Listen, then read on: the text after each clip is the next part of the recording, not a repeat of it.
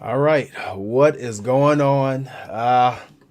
Well, I mean, we got a lot to talk about tonight. Obviously, it is not the result that ourselves, anybody on this panel wanted, that any of Bill's Mafia wanted. We wanted to get that Super Bowl bid.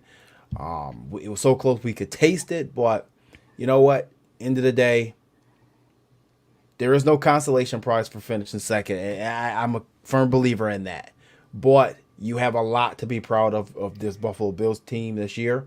Not only just fighting through the season of unknown, the pandemic, and all those things and such. We have a lot to be proud of, so let's make sure we keep that in sight. But we still have to break down this game. There's a lot of things that went wrong in this game tonight, and I got my guys with me, Clayton Garrett. Got my EJ Daniels with us again tonight. Obviously, EJ recently joined our team. He's filling in for Fred Kamara. We don't know where he is, MIA. Maybe he's crying somewhere. I don't know. Can't find him. Third week in a row. But we're going to move forward with the show. So, guys, obviously didn't really go the way we wanted it to go tonight. The Bills were out-coached, outplayed, as some would say. Not the showing that we wanted to have. And I don't know if this is the showing that's going to gain us the respect that we're looking for from the national media in the league. I mean, Clayton Garrett, what do you think? Well, when it comes to the end of the day and these playoff wins and losses, at the end of the day, when you lose, more times than not, that's going to be the highlight of why your season didn't go the way it could have in certain points and times. Today, it was pretty obvious the Bills lost at the line of scrimmage, and not just the offensive side of the ball, but the defensive side of the ball as well. And that's where this game was going to be won and lost. The lack of a pass rush is really, you can say what you will about sack numbers and what have you, but this pass rush hasn't been where it needs to be really almost it's been there in spurts. We've seen them have production in spurts with inconsistency, but when they need to show up in a game where if the Bills defense is going to come away with a successful performance, it would have been because of their pass rush tonight. And tonight, that just wasn't the case. They don't have that dude on the defensive line just yet. They don't have that matchmaker up front like a Chris Jones or a Frank Clark. And that's really what holds this defense back and why why they're not able to compete with the Kansas Cities. I understand Kansas City, they're almost an anomaly in what they're able to do on the offensive side of the ball.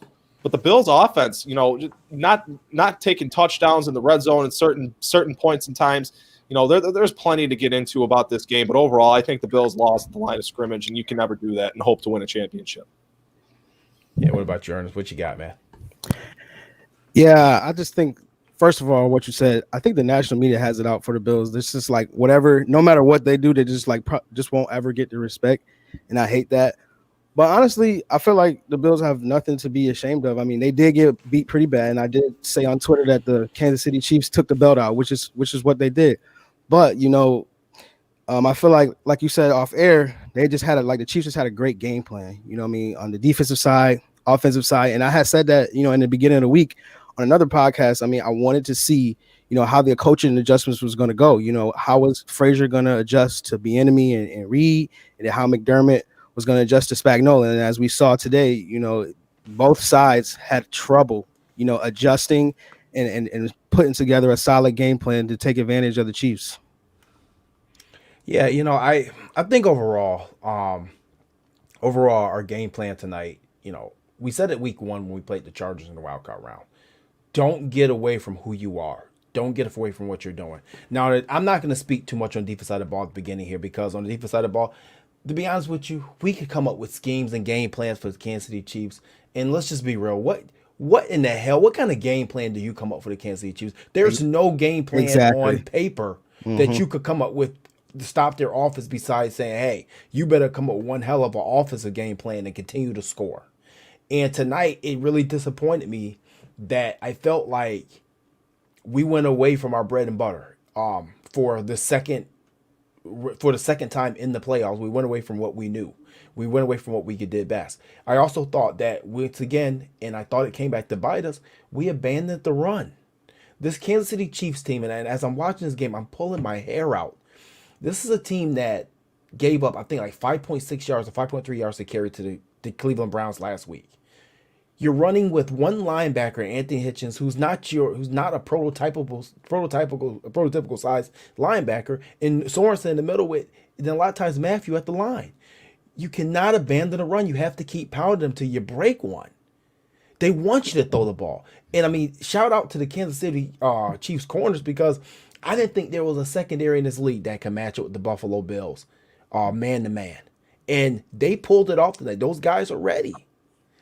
It's a lot that went wrong with this game plan today, and I think that I don't feel like the players on the Buffalo Bills came out and said they weren't ready to rise to the occasion. I didn't see that. But I think as far as a coaching staff, Sean McDermott included, because he's not, we can't put this all on Dable. We can't put this all on Frazier. Sean McDermott included. They got out coached tonight. And I was talking to my brother, and he said distinctively, it's a difference between getting out coached and putting your players in bad positions. Tonight, our coaches put this team in bad positions. It's just that simple. Yeah, and I think that was evident as the game went on. It really didn't seem like there was any kind of fabrication or a manufacturing of plays for this defense or for the Bills offense to really have a lot of success. Aside from a few spurt plays that you saw at the end, towards the end of the game with Stephon Diggs and Josh Allen able to create some plays with his legs, I do agree that they shouldn't have abandoned the run as early in this game as they did. You can say what you will about the Chiefs going out there and putting points on you. Well, the Bills, they went and kicked 2 field goals on consecutive drives. They were in position to put up points in this game. They lost by 14 points, and the 2 possessions that cost them this game were the 2 possessions that they settled for field goals.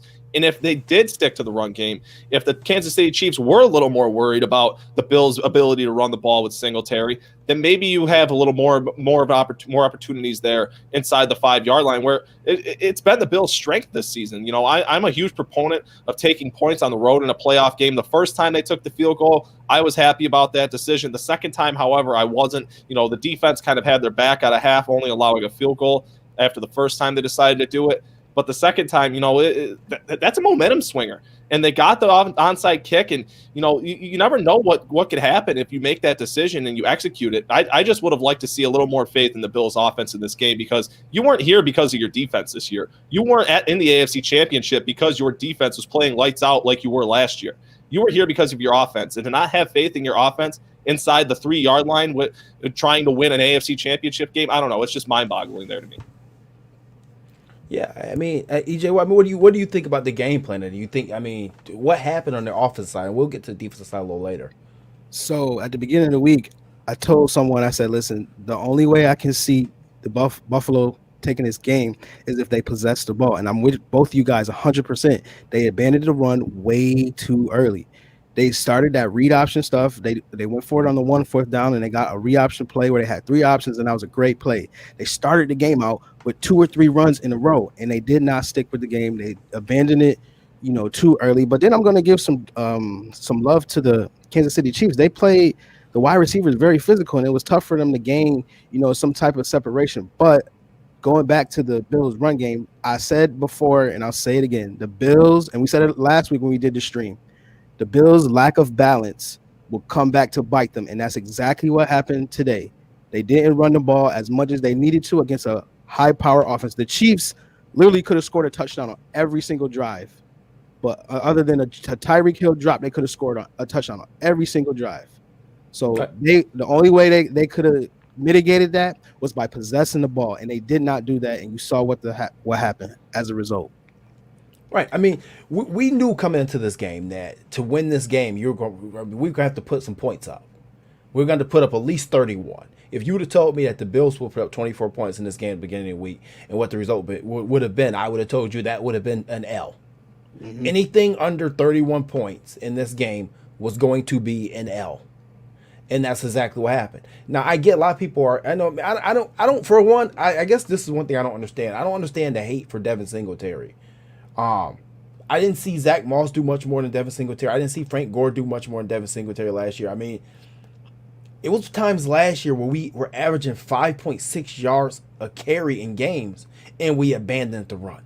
This is not something new. So for those saying that, hey, he's regressing, tell me why. Tell me where. I don't see where he's regressing, and if he is regressing, it's because we don't run the damn ball. If he's regressing, it's because he drops one swing pass and he gets pulled for 3 quarters. That's the only thing that would lead to Devin Singletary regressing. I think, I think a lot of the frustrations that people have with Devin Singletary, you should turn that on Brian Daboll. This is a guy, Devin Singletary is a damn good running back at this level. He has the vision, he has the contact balance, he lacks explosiveness, he lacks elusiveness, and he lacks the overall speed, but he has all of the foundational traits to be a good running back in the NFL, but he's also a rhythm running back. The more touches he gets, the more productive he is, the more feel of a flow of the game he has. That's what it comes down to for Devin Singletary. And his offensive coordinator is not interested in incorporating or having him be the focal point of the offense, so it's just a dead argument. That's why I just don't get the argument, because the people say, well, we need a better back. Well, are we going to go spend money on a better back like a Chris Carson? I saw people crying for Chris Carson this week. What are you going to do? Spend $20 million, $25 million on Chris Carson and still throw the ball 40 times a game? Listen, let's get this through our heads. This is who Brian Daboll is. This is what Brian Daboll is going to be. There's not going to be much balance. I don't care who's in the backfield. We can give him Thurman Thomas in the backfield. And guess what? Thurman Thomas will be your next Alvin Kamara. He'll have 12 rushes and 15 catches a game. That's what it would be. He's not going to have balance. And it's not, we don't abandon the run because we can't run the ball. Well, then if we can't run the ball, then you need to figure something out with the interior linemen, because no one can run the ball. Zach Moss didn't have holes this year. Devin Singletary didn't have this holes this year. TJ Yeldon had a couple holes, but we have to fight for those yards. Every 5-yard carry we get, the running back's fighting for an extra 3. I'm sorry, I'm not going for it. I'm not hearing it. Okay. Yeah. Oh, go ahead, Clay. I'm sorry. No. You make your point. I'll ask a question. I'm sure. Yeah, I was just going to say that I'm right there with you. I mean, Devin Singletary can't get into a rhythm if he don't get the ball. It's just as simple as that. You know what I mean? I feel like the offensive line has been good enough. I mean, they were top 15 in run blocking this year. I mean, it wasn't like you said, it wasn't like they sucked at run blocking. It's just the lack of run. And I said it the last time I was on the stream. Dabo frequently calls quick screens to supplement running the ball. And I said that's not going to get it done against a team like the Chiefs because you actually have to possess the ball, especially in the game like today where they were just being very chippy. You know, they were blitzing a lot, so Josh couldn't really get a read on what they were doing. So like having a running game today would have been the perfect time, you know, to establish that run. And like you said, you know, TJ Yeldon also helped out, but he had to fight for those yards. But, you know, let's say we get 20 runs and that game could have been way different. The Chiefs could have had less possession. So I'm not with this Devin Singletary's regress thing. It's just he can't get going if he doesn't get the ball. And it's just as simple as that. You know, I understand the frustrations partially because of the lack of explosiveness, the lack of that big play potential with Devin Singletary that people really have convinced themselves of over the last 2 years. But so what I'm trying to say is really I'd be okay with adding a running back, not via free agency. I don't believe in paying money for the running back position. Look at how this room's constructed. I don't anticipate them doing that at all. I mean, if you go into the draft and all of your holes are filled from top to bottom, you're drafting purely best player available, and Travis Etienne's there at pick 30, you do it. I'm of that belief. I could understand why people would want a more explosive playmaker of a running back at that position, but I want to know how you guys feel after watching this game. Who do you think is the bigger liability along the interior, John Feliciano or Mitch Morse? Because after this game today, it's John Feliciano. Definitely Feliciano. Okay, it's not even. Listen, I love what John Feliciano brings to the game as far as intensity and things of that such, but if he's not going to be hitting between your best two linemen on the other side of that line between Mitch Morse and Deion Dawkins, then he's a liability. For what he brings intensity and physicality, he lacks in technique. Very bad. And I mean, he got whooped tonight. And don't get me wrong, Chris Jones is one hell of a defensive lineman. No doubt about it. I wish we had someone like him. But he got beat up tonight. And so many people saying we need to take a running back high in the draft. Maybe we need to look for a road grader at that 30th pick. Mm-hmm. Maybe we need to get that Mike Iupati type of guard in the interior and actually open some holes. Because right now, Ike Boddicker filled in great. Mitch Morse has concussion issues. But when he came back after concussion, he looked fine. We rotated guards. I'm pretty sure we're probably going to somehow get thrown back into the Cody Ford experiment next year. Somehow, somewhere, we'll be back. We'll be back at that road again come training camp. Why, I don't know. But which interior alignment, which one of those guys that I just mentioned scares you? Brian Winters, Boddicker, Feliciano, Morse? No, none. So it's funny that you guys bring up the interior line. So I was on a podcast with John Fina like a couple weeks back, and I was like banging the table for the interior line. I'm like, you don't want them to be Brandon Brooks, but all they got to do is be, you know, solid, just solid or average at best. We have the saying at PFF, creeping back towards average for the O-line. They don't have to be great. They just have to be average where you're not noticing them. So today was a game where they were noticed, where John Feliciano was noticed. When he went up against Chris Jones, he was getting destroyed because Chris Jones is an all-pro defensive tackle. So when an all-pro defensive tackle goes up against a guard that's okay, I mean, he's PFF grade for John Feliciano is only like a 65. That's okay. I mean, Chris Jones is grading like high 80s. So, I mean, they go up and you see the difference in a all-pro defensive tackle and then a okay guard. So I am all for, you know, trying to find, you know, a better guard or find someone in the draft or even free agency, you know, trying to get another guard, a solid guard. Because like you said, what he brings in intensity, he lacks in technique or knowing what to do or just being able to block a good D lineman, you know, one-on-one. You know, I said it a long time ago, actually, the day the move was made, that when the Bills released Quinton Spain, they cut their best interior offensive lineman, and that's including Mitch Morse. Quinton Spain was hands down the best interior offensive lineman for this team. He was the guy that he was an anchor. You know, where he was going to play was where he was going to play. And, you know, now they're really stuck with three, what, in my opinion, it's not ideal. What they have inside at guard going into this offseason, it's a problem. It's not ideal having Ike Boettger and Cody Ford and John Feliciano, who in my opinion, if John Feliciano was really going to get extended, this was the night that he was going to punch his ticket for that to be a definitive yes. This was the night that John Feliciano was going to earn that contract. I'm not saying that he didn't perform well in the games that he performed up to this point, but stopping Chris Jones in an offensive effort against the Kansas City Chiefs would have made your money this offseason for you. Now, hey, we're left to question this debacle until we have answers to it this offseason, really. You know, Jeremy Manchester puts in the chat. We had his name Wyatt Teller. We traded him. Now I know we were all pretty high on. Well, I don't know if you weren't here with us at that point in time, EJ, but I know myself and Clayton, we were pretty high on Wyatt Teller, and we thought that he got put in the doghouse fairly early, and honestly, kind of unreasonably. Especially when the offensive line was struggling, they were moving pieces around, and yeah, did trade him. I don't think Wyatt Teller ever got a fair shot here. That's just my personal opinion. I don't feel like he got a fair shot. But, you know, it is what it is. And Dan Gambino says this is the only beginning of the long playoff runs to come. And, you know, I tend to believe that. I do. I tend to believe that we will be back. But this is the NFL, and we can't be for certain. Because just think about it. Think about with the 7th playoff team being added this year, we were like, okay, we're going to get in there. We're shoe in.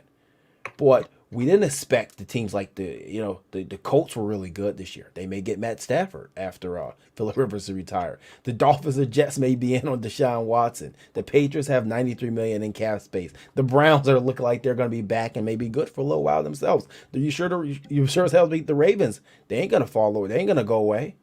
The Steelers are never going to step far behind. You got the Chargers coming in with a young hotshot quarterback. Nothing can be for certain anymore. Not even the AFC East. And the Dolphins are one competent Tua away from being a problem. Well, if they get Deshaun Watson, I think we need to hold on to our seats and hope that this team can make some moves this offseason, really. I'm not going to front with anybody. I'm going to say the honest opinion is that if they get Deshaun Watson, there's going to be some there's going to be some necessities for the Bills, because then that this division is no longer just their hand-given division like it was this season almost. But no, that's the thing that I struggle with people the most, is we can sit here and talk about how it was a great season, and you know, we're proud of how well they did and how they did better than any other year in a long time or what have you. But at the end of the day, you don't get in this position every year. You don't get into that groove that this football team appeared to be in when they entered the playoffs and then make it all the way to the conference title game. It is very difficult to not only just get to this point, but get to this point 2 seasons in a row. Is it impossible or improbable? Not necessarily, but it's going to take a lot of things to fall into the right places, and a lot of probably it's going to set around that man on your screen right there, Josh Allen, succeeding with the players around him, and what this front office decides to do going forward with their draft picks, their cap space, and the players that they need to re-sign and what have you. But you know, it is fair to say that this could be the beginning of something truly, truly special in Buffalo. But at the same time, we all know the amount of parity in this league and how it very much quickly could be like the end of it today.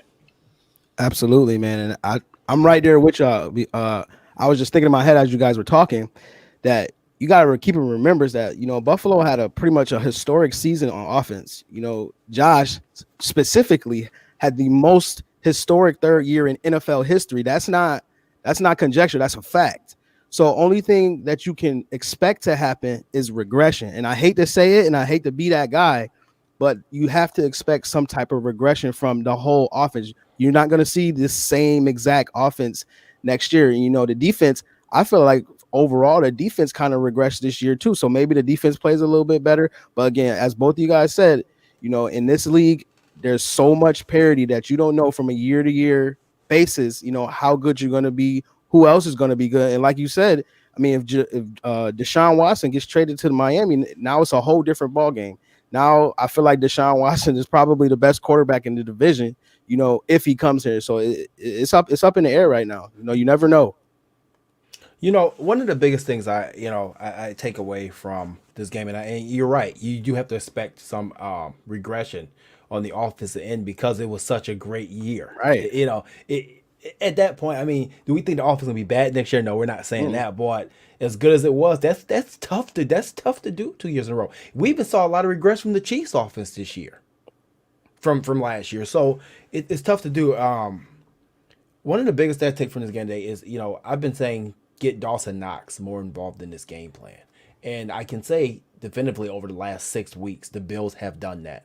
And I'm proud of them for doing that, getting him more involved because he's been scoring touchdowns. Towards the tail end of the season, I began to trust. I trusted Dawson Knox to catch the football. I trusted Dawson Knox to make plays. And I think just getting him involved in going forward to next season, I think that's huge. I think, some of these guys like Dane Jackson, who got some playing time this year, I think he may be our number 2 corner on the roster already. I'm not sure, but he might be. Getting Dawson Knox involved, getting Gabe Davis having the season he had, it's setting yourself up for a pretty good future. And depending on where the salary cap falls as well, we may have to make some tough decisions. And this is where we're going to really see how good Brandon Beane and Sean McDermott and company are. Because now you're about to put quarterback money on the books. And we all knows what happened when you put quarterback money on the books. There's sacrifices. There's sacrifices. And every individual on this team that you think is buying into this one Buffalo Bills Mafia mantra, everybody isn't selfless. It's a business at the end of the day. So, I like seeing getting Dawson more involved. Obviously we know the interior of line has to get better. The running game, we have to figure something out with that. At least at the start, at least a better commitment to it. But we have to side to the defense side of the ball now. Today was a very bad day for this defense. And before I even hop into it and I move on to get you guys' opinions on it, don't come to me and blame Leslie Frazier 100% for this defensive performance. Don't do it, because I will X and O your ass out of here. Because let me tell you something. Leslie Frazier was a Tampa 2, and he comes from a Tampa 2 cover defense. Tonight was a soft quarter, cover 3, cover 4 quarters type of defense. Am I wrong? That sounds like a Sean McDermott defense. That's a Sean McDermott defense. So do not blame this all on Leslie Frazier. As a defensive coordinator, Sean McDermott, he helped come up with this game plan. So if you want to split this damn thing, you split it 50-50. What do you think, Clayton? I think it's a mixture of things. You struggle. We kind of talked about it, where you struggle breaking down the deficiencies of this defense facing up against the Chiefs because of how talented they are. You have matchups like Tyreek Hill, who had, I believe he was close to 200 yards receiving tonight, and then you have a guy like Travis Kelce who had 13 catches and just tore you up in the middle. Those two guys, there's only one team in football that has 2 players like that on their team at their positions. And it just so happens to be the team with one of the most talented quarterbacks in the NFL. And it's so difficult to match up with a team like that. But like I said earlier at the onset, I really felt like this team, they lost on the interior. They lost in between the guards, in between the center. Guys like Vernon Butler, guys like Harrison Phillips. Ed Oliver, he was making plays where he could, but the overall performance along the interior at the defensive line was not good. A.J. Epinesa, he did not play well. He was breaking contain constantly and playing undisciplined and rushing upfield and not maintaining his responsibility. And overall, this defensive line, they matched up fairly well on paper against this against this Chiefs front, and they just didn't get it done. They didn't make the plays. They didn't penetrate when they needed to make when they needed to. They didn't, have some sort of presence in the backfield throughout the duration of the game. There was no nasty on the defensive line. And if you're going to beat a team like the Kansas City Chiefs, you need to have some nasty and you need to have some attitude up front, and they just didn't have that tonight. All right. We got a comment. James says Sean McDermott does not deserve to be disrespected. What he's done in a few years is amazing. First of all, this is his job. He gets paid millions to do this, and we will hold him accountable when he needs to be held accountable. Mm-hmm. And for this defensive effort tonight, he's a part of it, and he will be held accountable along with Leslie Frazier. It ain't all going to Coach Les. Not on this program, not on this show. I ain't hearing it. What you got, Ernest? Absolutely. It's a team effort, and Coach McDermott is a defensive coach. He's learned under one of the best in Jim Johnson. Leslie Frazier is a defensive coach, and these aren't just like regular defensive coaches, average defensive coaches. These are really good defensive coaches. So you can definitely, play. There's equal blame to go around. And to piggyback on what Clayton was said, I don't know if you guys remember the play on the goal line when they scored that rushing touchdown, but Vernon Butler got blocked into Tremaine Edmonds, I think it was, which subsequently took him out of his gap, which made them score the touchdown. And that kind of was like the play for me. It was like, man, they don't really want this. You know what I mean? Like, he really just like gave up on the play. When you get blocked so bad that you block somebody else, you're behind your linebacker that you're supposed to be covering out of his gap. That just shows me that you just really didn't want it. And then again, to go back to what Jeremy was saying, it's just like, how do you make an adequate game plan for a team like the Chiefs? I think I said this on the stream that I did. Again, it's just like, it's tough when you got all pros all around the field, and you saw that tonight. Travis Kelce had 9 catches in the first half. And then Tyreek Hill, he took the one pass, 70 yards, they called it back, but it's just that type of big playability that's all around. And then you have Mecole Hardman, who fumbled the punt. Then he comes back the next drive and gets an end around and gets like 50 yards on that play. I mean, there wasn't a game plan imaginable, that could contain all of these really, really great players. And I remember Mahomes was talking on the shop one time, and he was like, sometimes it just comes down to, is your player better than my player? And tonight, the Chiefs have better players than the Bills. And I hate to say it like that, but it's just kind of is what it is. You saw with Kelce and Tyreek Hill just dominating and putting their imprints on this whole game. But to just go back to the defense as my last point, as I told the fellas off camera, I really feel like the Bills need to upgrade their cornerback room. And Clayton kind of touched on this, where he said we should probably, upgrade cornerback 2, cornerback 3. Those areas should get upgraded. I know the Bills' strength is their coverage, but I personally feel if they're going to beat the Chiefs, they have to upgrade, those spots. I mean, like I said, just to go back, and I agree, we have to do some work on this defense. Apex makes a comment on YouTube about how about putting some of our D-line, blaming our D-line, highest paid D-line in the NFL that play horrible. And you know what? I have to agree with him. You do have to put on this D-line. But before I put this on the D-line, I have to put it on the people who put this D-line together. I have to put it on the people who continue to run a platoon of D linemen. Now, if we want to talk about the platoon, we talk about defense. Leslie Frazier has never been run to run a platoon defense, a line. He didn't do it in Minnesota. He didn't do it in Tampa. He didn't do it in any of his other stops. This was a Sean McDermott thing. He did in Carolina, and they kind of did it in Philly a little bit under Jim Johnson, but more or less this became a Carolina thing. Okay? Vernon Butler, waste of money. Waste of money. Yeah, after that play on the goal line, I have to agree with you. Trent Murphy was a waste of money. Extending Jerry Hughes a little early may have been a little bit of waste of money. I'm being honest. I mean, can we all agree that just those 3 players alone, you're talking $10 million in Jerry Hughes, you're talking $7 million in Quentin Jefferson this year, and you talk about another $7 in Trent Murphy. That's $24 million invested in those 3 players. And Trent Murphy wasn't even activated for half the season. That is a problem. And yes, you do have Star Latulippe coming back, and we did miss him this year. But guess what? He's come back with $8.8 million after a restructure. That's $32 million invested in 4 players that will never see a Pro Bowl in their life. That's a problem.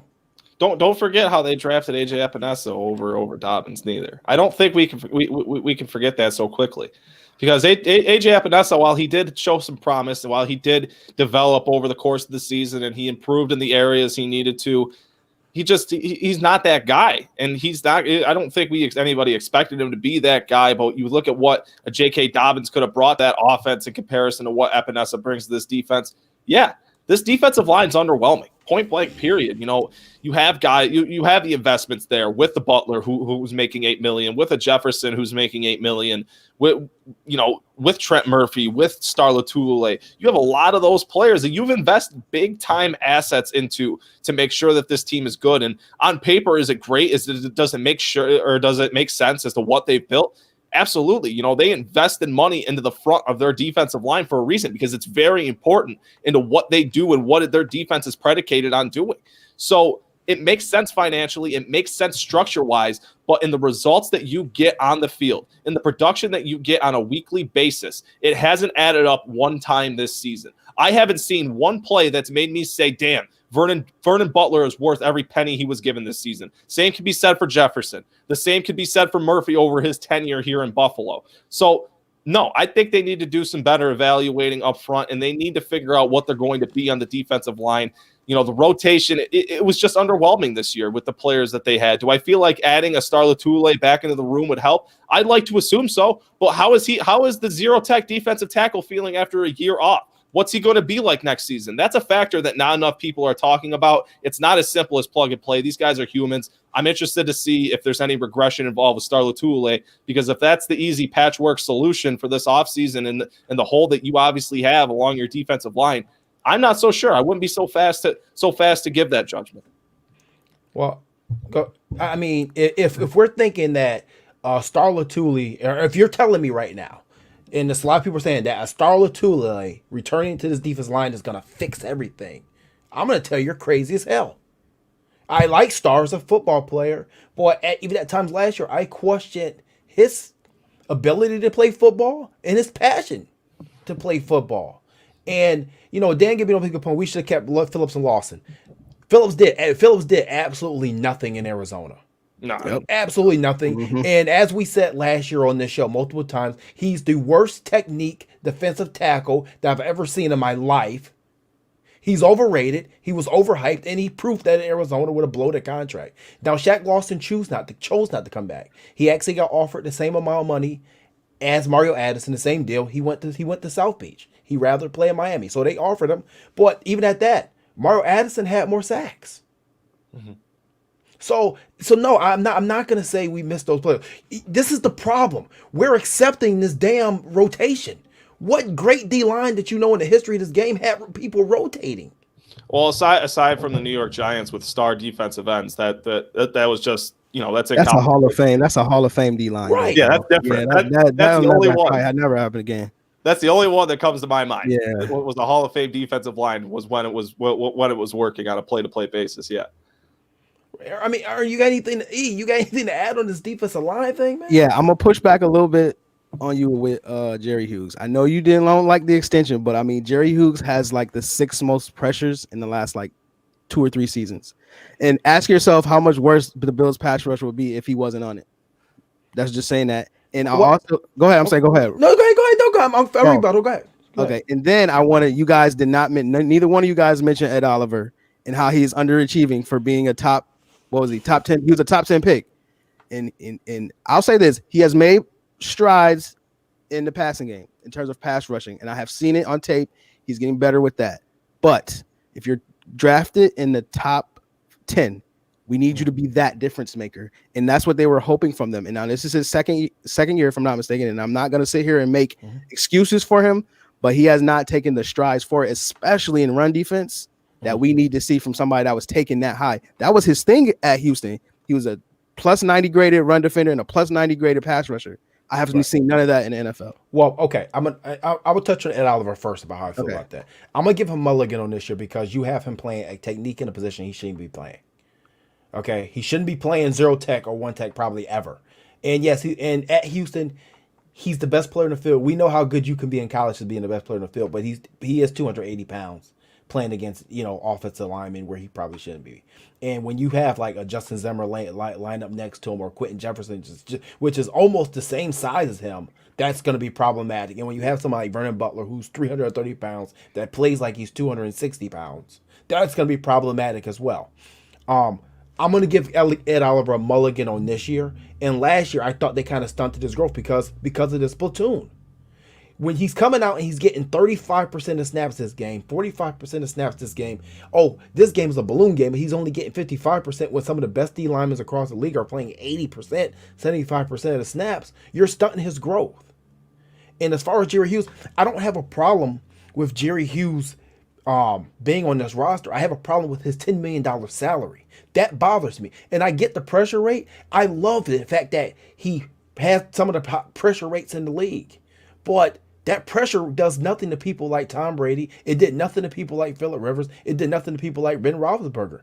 Good defensive end gets sacks. That's it. That's almost like saying, hey, this guy, he almost hit a home run, but he got to the warning track 30 times this year.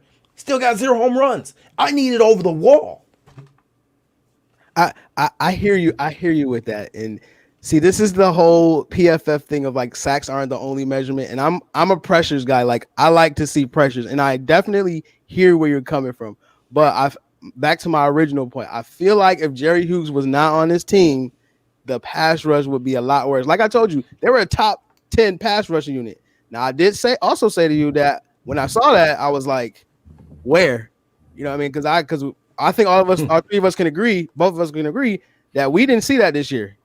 You know, especially in the big game. And then tonight will be a night where a top 10 pass rushing unit would have had to make their mark on the game, especially when Eric Fisher went out, and then they had another lineman that also went out. You would think that they would have been able to take advantage of that if they were a top 10 pass rushing unit. But we haven't seen that, and I agree with both of you guys. The Bills definitely need to put more resources into the interior defensive line, because I mean, getting these guys on 1-year deals is not going to cut it. Now, Brandon Beane has, gotten over by, signing these guys to 1-year deals and getting like high-end play from them, but you can't always do that. At some point in time, you're going to have to get a pass rusher that's going to, impact the game. And I think the Bills are more than just one pass rusher away. I think they have many issues on a good defense, but, a great pass rusher definitely helps, though. Well, right there at the end of EJ's point, that's kind of where I stand on Jerry Hughes permanently. Is he is a good complementary pass rusher. If you got one of these guys like a Jadeveon Clowney, like a JJ Watt, like a Yannick Ngakoue, one of these guys, that'd be a great complementary. Jerry Hughes would be a great complementary pass rusher to any of those players. But being that big guy, being the guy that's, if the Bills are going to get a sack, I would bet it's going to be Jerry who's going to make the play that needs to be made. Having him be the guy who's relying on making those plays, being the big time pass rusher, paying him, not necessarily paying him like a big time pass rusher, but making $11 million. I understand the pressures are there, but maybe he'd be getting home to the quarterback if we had a little better of a presence on the other side. I'm not making excuses for Jerry Hughes. That's simply been the excuse for him since he's been in Buffalo, since Mario Williams left, since Marcel Darius left. That's really been the whole thing about Jerry Hughes. But, I remain steadfast on that it'd be true if the Bills got a better defensive end opposite him, that this pass rush would be a force to be reckoned with. But they don't have that presence. Mario Addison isn't that guy. AJ Epinesa right now isn't that guy. And as far as that Oliver is concerned, I'm looking for a good season from him next year. I want to see this coaching staff do right by their first round pick and put him in proper positions to succeed, put him in the positions where he can flash the potential that he showed throughout his college career. If you had a Star Lotulelei, if you had a gap plugger, like we really talked about the whole first half of the season on this platform, if you had that big body player, you'd be free to use that Oliver in all the ways that you hope you'd be able to. Maybe you'd free him up to single blockers, and he's not getting double or triple team every single play. That's what would be happening without Oliver. That wasn't the case this year. I wouldn't say they had their hands tied behind their back, but if your whole defensive front rotation relied on Star Lotulelei and his ability to stop gaps and put his body in holes and stop the run and what have you, why did you cut Vincent Taylor? Why did you cut that guy? That's the mistake that I think everybody overlooks right from the beginning of the season, is when they made their 53-man cutdowns, they cut their only other reliable one-technique defensive tackle, and it was Vincent Taylor, and he had a damn good season for the Browns this year. I feel like that was the mistake. I feel like once you get a body next to Oliver that can take up space, that is a presence to be reckoned with, that has an actual presence along the interior, I feel like you're going to start to see him blossom and splash the potential that we all expected him to come into the league with. I mean, like I said, I'm fine with being, if you want to have the highest paid defensive line in football, fine, I'm cool with it. The defensive linemen affect games. But if you're going to have the most expensive D-line for 4 straight years in NFL, and you're going to spread that money out with a rotation of 7 to 8 people, I'm not okay with that. I am not okay with that. You need to go get a valuable press rusher. Listen, there's going to be guys on the trade market. There's going to be a JJ Watt in the trade market. And yes, that's going to come at a pretty penny. It probably won't be a first round pick. It may be a mid round pick for his age. And you know what? His salary is going to come with the $16 million salary. But guess what? I just gave you the numbers. You're spending 7.5 on Vernon Butler. You spent 7 on Trent Murphy, and you're spending another 10 on Jerry Hughes. I will cut down some of these contracts and the amount of people that you have paying, and get me 2 guys that can play. Von Miller, we don't know what his situation is there in Denver. But you know what? I sure as hell take a chance on him at this point, because you can't get to the quarterback. This is the first year that we moved Jerry Hughes to the left side of the line. Out of 3 seasons that Sean McDermott and these guys have been here, we've never moved Jerry Hughes to the left side of the line. We got rid of Shaq Lawson, or we had to sit him in the bench last year because what? We said that Jerry couldn't play the left side. Right? And wasn't that the case? Wasn't that what was said?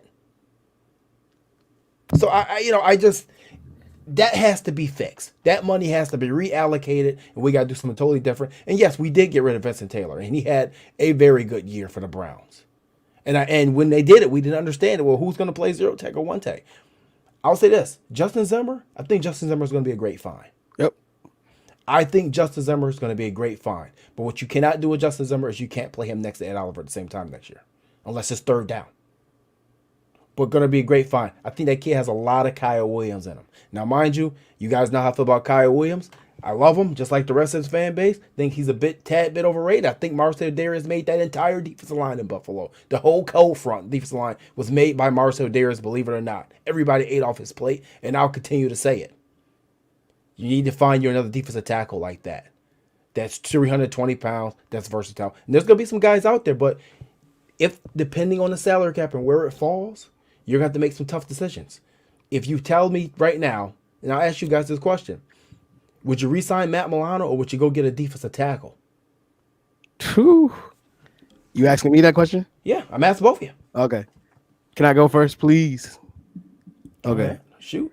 Here we go. Coverage is the most important thing on defense. You have to be able to cover, period.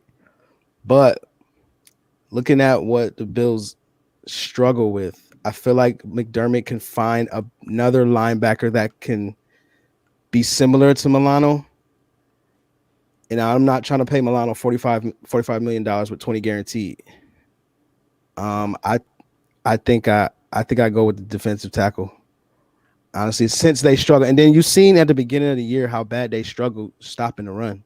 I'm not saying one defensive lineman would mitigate that. I'm just saying that it would definitely help.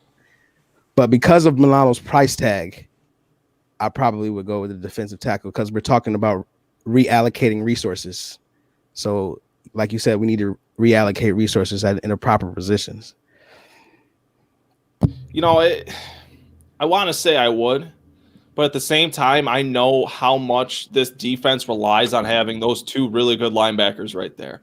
I know how reliant this defense is on having Milano and having Edmonds. But the fact remains, it doesn't matter if you have Matt Milano or it doesn't matter who the linebacker is there if he can't make the play in the gaps that he's supposed to make the play in. If guys like Vernon Butler are being blocked into his lap, it does not matter who that second linebacker is because he's getting washed away with the defensive lineman.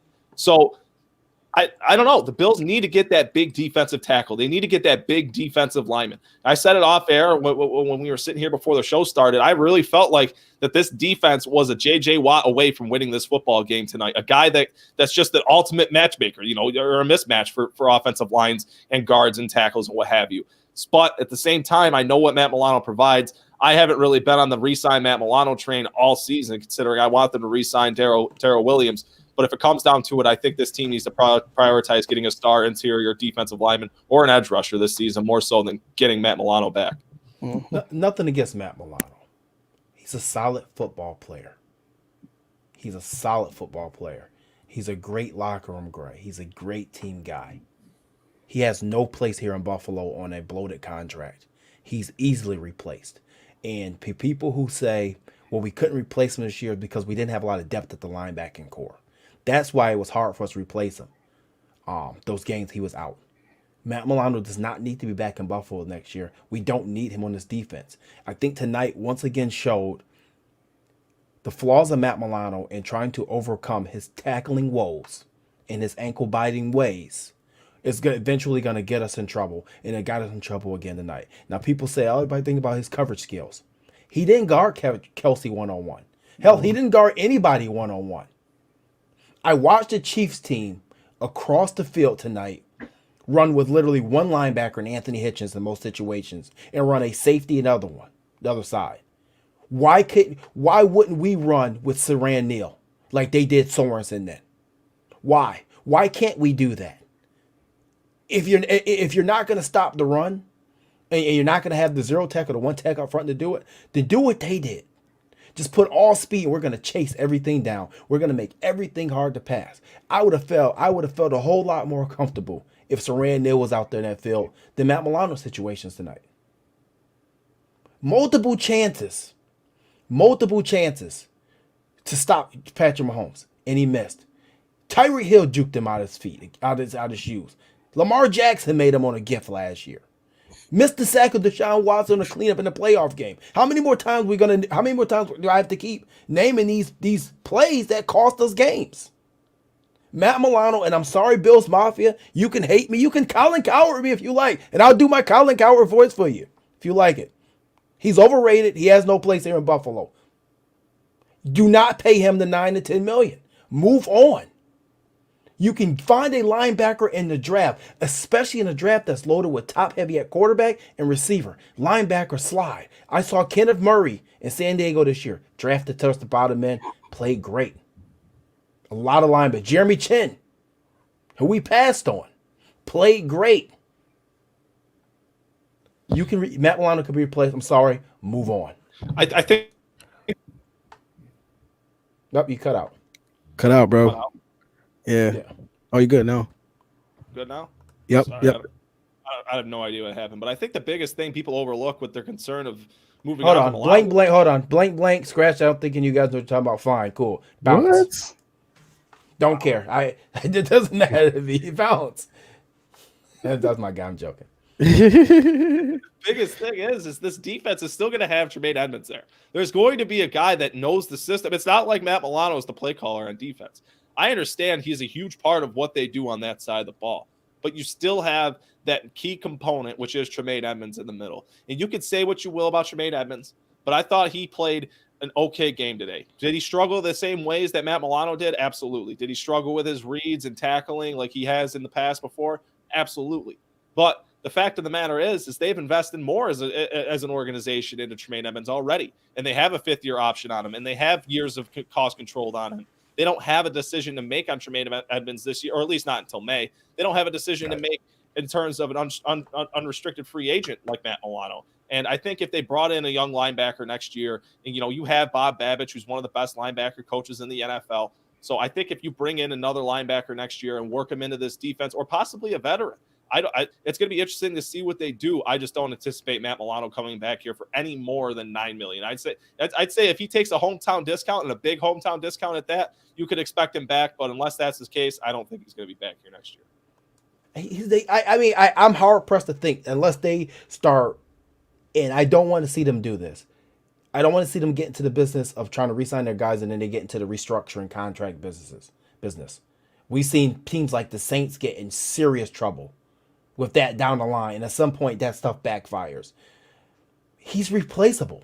And, somebody said he's a run stuffer. He's one of the worst tackling linebackers in the NFL. By watching, now, like I said, I'm not a big PFF grade guy, but by PFF grade, he's one of the worst, and by the eye test, he's one of the worst. He's horrible at tackling. He's not a good tackler at all. He's not short tackling, and he goes low for the ankles all the time, and he misses more times than not. And as far as coverage goes, he's not an Isaiah Simmons. He's not like that. You can't just put him on anybody. They wouldn't dare put him on Travis Kelce. You would put him on a George Kittle. You would not put him on certain people. So this coverage thing that they say, no, he covers running backs coming out the backfield. That's about as far as it goes. Yeah, absolutely, and I'm with you 100%. You know that I've done extensive research on it. I showed you what it was. Matt Milano has the worst, missed tackle rates in the last 3 years since he's been in the league. He only been in the league for 4 years, right? Yeah. Yeah, he only been in the league for 4 years. He has one of the worst missed tackle rates in the league. It's at 16%, and like I said in one of the articles I wrote, the league average is like 7%, and he's at 16%. So that just gives you some type of clue of where you should be as a linebacker. And as far as the coverage thing, you're absolutely right. He is not covering any Travis Kelce. He's not covering any slot receivers, the people that really matter. Running backs out the backfield, I'll give you, but he's most certainly replaceable. And one of the things that I wanted to pose this question to you guys really quickly, since we're on the defense. So I've been thinking about this for a while, and I've been wanting to get you guys' take on it. So do you guys think that Trey White played up to the level of the contract that he got this offseason? So I will spit these numbers at the people. He has the most third quarter interceptions, and he has the lowest completion rate in the third quarter. I will throw that stat as a great stat. But from the eye test, from you guys who watch the games extensively every week, Do you guys think Trey White earned the contract that he got this offseason? I'll let you go first, Clayton. I'd say yes. You know, I think personally for this Bills defense, and this is not going to be popular. This is going to be a very against the grain take. But if it weren't for the two safeties and Tre'Davious White, this Bills defense is straight up garbage. It is useless and it is not good at anything. There is no matchup that this team it matches up well with. Without those three players, they are the integral part of this Bills defense. I think, you know, having Tre'Davious White, the fact that he doesn't travel does bother me, that he has the side of the field. But the fact that you have that side of the field to you that you know is going to be locked up more times than not, that has value to me. So with that being said, I think he has played. And plus, the deal was great for the Bills. It was absolutely great for the Bills. So I'd say yes. I'm gonna go with yes as well, and I guess I'm gonna go with yes because of this. At the end of the day, Trey White is never gonna have the athleticism that a Jalen Ramsey has, or a Marshawn Lattimore, or a Patrick Peterson. Some of these top type corners that you've seen in this league, he's never gonna have that type of athleticism. He's a technique guy. Only thing I would like to see more, and this is on the Bills, when we have guys that are slot receivers, I would love to see him travel with those slot guys. I would like to see that more moving forward. And I've been I've been cringing to get him on Edelman for the last 3 years. You know what I mean? But as you asked me, did he play up to the contract he got? Yes. And the reason I said yes because they robbed him. I said it when he got this deal. The Bills absolutely robbed Tre'Davious White, and some people are gonna look at me like, "What do you mean the kid's getting $82 million?" They robbed him. Okay, they robbed him blind. Like Ray Charles robbed him blind. Like they stole from him, and you're gonna ask me why. So I'm gonna give you an explanation of why they robbed him. For one, you got this dude to sign a contract days before Jalen Ramsey, who was the top corner in the market, and you knew he had an extension coming, signed. So two, that took his value down. He signed a pretty much for what, 17? It's 17 million per year, and it declines. By the last year of his deal, Tre'Davious White will be 31 years old. In his last year of his deal, he's getting paid $11 million. That's a steep decline. Then, not only did you get him to take the contract without seeing what Ramsey got first, and don't mind you, if you guys don't know the numbers, Ramsey got 22 million. So White's at 17. Not only did you get him to sign a contract before that, and it's declining, he still has to play on his 50-year option. The contract doesn't kick in to after next season. So you signed this dude for 6 years for $82 million. Yeah, you robbed him. So yeah, did they get what they're worth? Hell yeah, they did. Because they stole from him. Trey White left $20 to $25 million on the table, if you ask me. Because God knows if he would have ever hit the market, look what Darius Slay got. If he would have ever hit the market, it would have been a wrap. They would have brought him in. So yeah, you damn right. They got exactly what they need out of him. Brandon Beane played this smart, and Deion Dawkins as well. The last year Deion Dawkins deal, he's getting paid $11 million per year. I like your take, and you bring up very valid points in terms of, you know, basically what you're saying is that they got him for a discount. They got a number one corner for a discount, which you cannot do in this league because coverage is the most important thing on defense. So here's what I want to pose to you guys also. So, and I'm gonna bring it back to the Chiefs game.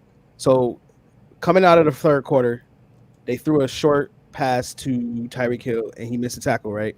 So I want you guys to think back of every time you've seen Trey White cover, because he doesn't travel. Every time you see him cover a number one receiver, a legit number one receiver, that is, what has the outcome been? Because I'll tell you this, when I remember him covering Hop, I don't remember him shutting down Hop, but no receivers ever shut down. All I'm saying is that I haven't seen him slow these guys down. These guys that he's paid to cover and slow down, I have not seen it from him. So from a business perspective, yes, it's a great deal, and yes, he did play up to his contract. But as unpopular as this take is going to be, you know, I don't think the Bills, like, Trey White to me did not play up to the level. But that's just for me, just because when the Bills need him to cover a top receiver, he never gets it done. When he went up against DK Metcalf against the Seahawks, DK Metcalf made him look like a child. Now, I know he does that. DK does that to everything, but we paid him top dollar to cover guys like that. Jalen Ramsey did it. Well, this is the thing, and this is where it comes into play. Where I say he's never going to be Jalen Ramsey or Marshawn Lynch. Trey White is not 6 foot six. It's not 6'1", 210 pounds with 4.3 speed, and the arm length, the wingspan to make him 6'7" or 6'8". He's not that guy. Okay, he's never going to be that guy that's going to shut down some receiver that's 6'4" like DK Metcalf, 225 pounds, running a 4.3, 4.4. But did he slow him down? Yeah, he slowed him down. We won the ball game. Versus D-Hop last year, he shut D-Hop down for the first half. Now, D-Hop got his in the second half off like 2 big catches. So I don't think we're not paying Trey White to be Jalen Ramsey. Obviously, we would love him to be, but we know what he gives us. We know what he can do. He can do a lot of things. But no, he's never gonna be that guy. He just doesn't. The metrics in his body, it just doesn't say he's gonna be that person. I personally think what you're getting at, EJ, is that, or at least the answer to your question is the Bills just, at the end of the day, you need to improve at the other positions. You need to improve at the other 2 covering positions, like you've said multiple times on this show, is that you need to improve cornerback 2. You need to improve your slot corner. Those are the players that are going to ultimately be the difference makers on this defense now. The way you have it structured, with Tre'Davious White playing one side, with him being extended for as long as he is, and him, being a key component of this defense for a long time, you are going to have Trey side, and you're going to have whoever is not Trey side. And that is going to determine either the potential of this Bills defense or it's going to be the downfall of this Bills defense. And I think you can get by with certain matchups with your Josh Norman, with your Levi Wallace, as well as Teron Johnson. But at the end of the day, I like Levi Wallace. I like Josh Norman. But and I like Teron Johnson to extent. I'm not a huge fan of his in coverage. He has some deficiencies. But I think at the end of the day, this defense is never going to be truly dominant against the pass like we have seen them in years past, unless they get that guy a cornerback 2, or they get that guy in the slot that can man up on these guys and play from that position. I think that's really going to be when you see this defense come, maybe if it ever happens, return to their former form. Okay. How many elite receivers do you say in this league right now? We'll say what? We'll say maybe about 7. We'll put DK up there, okay? I'm going to put him up there. I say there's 10. Okay, so DK, Mike Evans, Stephon Diggs, which is on our team. Yep. Keenan Allen, yep. Julio Jones. Devontae. Yep. We want to put Justin Jefferson in there? Devontae who? Adams. I'm sorry, Adams. Oh, I thought you were talking about Parker. Oh, no. No, okay. sir. No, sir. No, sir. Okay. No, sir. You want to put Justin Jefferson in there? All pro in his first year? Not yet. Okay. All right. That's fair. Nope. That's fair. Not yet. Tyreek. Tyreek. Yep. Tyreek. So, out of those guys that we named, and Michael Thomas, Apex says Michael Thomas. That's really good. I forgot about him because he had a down year this year. But yes, out of those guys, we've seen Trey White cover at least 5 of them. And out of those 5 guys he guarded, he probably only got beat really bad by 1 or 2 of them. He got beat by Hop twice. You guys keep saying he got beat by D Hop twice. Right. But he shut D Hop down for the whole first half. The Bills had a 16-0 lead. Game is 2 halves, bro. I understand that. I can't give you one good half of football. You got to give me 2. Especially the only reason I make this argument is because he's getting paid like a top corner. So you're not getting paid to shut down a receiver for. But is he though? But is he though? I just went over the breakdown. You're saying that because he doesn't have the physical tools. No, I'm saying that's underwhelmed. No, I'm talking about the contract. Is he getting paid like a top corner though? Is he getting paid like Jalen Ramsey? No. But he did get a big contract though. I'm just saying he ain't getting paid like Ramsey. He's in the ballpark, but he's not getting paid like Ramsey. See, I don't want people who watch the show to think I don't like Trey White. It's only reason I'm bringing this up is because in a game like this, where the Chiefs' strength is their passing game, and the Bills' strength, quote unquote, is their coverage, and he is by all and large the best. We'll say he's the best DB on the team. We'll say that, right? Did he play like the best DB on the team? He got killed by Hollywood Brown last week on a double move. That could have been for a touchdown if that was Lamar. Let's say, but that was one catch though. That was one catch. But we didn't hear from Hollywood. We didn't hear from Hollywood Brown the entire game though. It's a fact. So, but that's what I mean. As a corner, you're always gonna get beat by somebody. You're always going to give up something. But end of the day, I think he earned his money. There, Trey White. I mean, he's never going to be able to check a Tyreek Hill. It's just not there. It's just not. This is be honest. Yeah. I mean, they had him lined up 15 yards off the line on 3rd and 5 tonight, and it was an easy first down. I know you know what play I'm talking about. It was an easy first down. I'm like, they got this dude lined up 15 yards off of him. I just don't think, like I said, I think you have to get a number 2 corner. Absolutely.